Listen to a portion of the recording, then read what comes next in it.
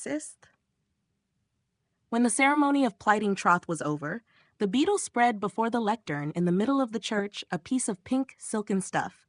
The choir sang a complicated and elaborate psalm, in which the bass and tenor sang responses to one another, and the priest, turning round, pointed the bridal pair to the pink silk rug, though both had often heard a great deal about the saying that the one who steps first on the rug will be the head of the house. Neither Levin nor Kitty were capable of recollecting it, as they took the few steps towards it.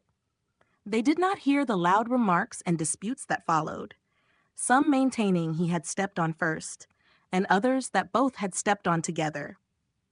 After the customary questions, whether they desired to enter upon matrimony, and whether they were pledged to anyone else, and their answers, which sounded strange to themselves, a new ceremony began. Kitty listened to the words of the prayer, trying to make out their meaning, but she could not. The feeling of triumph and radiant happiness flooded her soul more and more as the ceremony went on, and deprived her of all power of attention.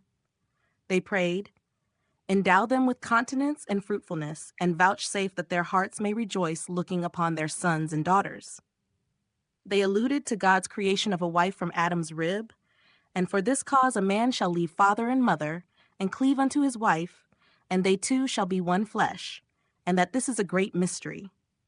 They prayed that God would make them fruitful and bless them, like Isaac and Rebekah, Joseph, Moses, and Zipporah, and that they might look upon their children's children.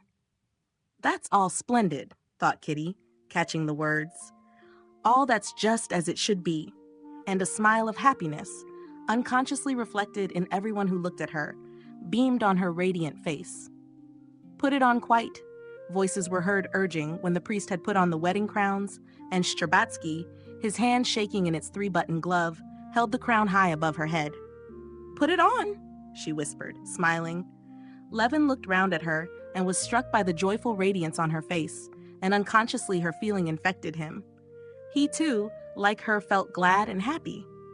They enjoyed hearing the epistle read, and the roll of the head deacon's voice at the last verse, awaited with such impatience by the outside public.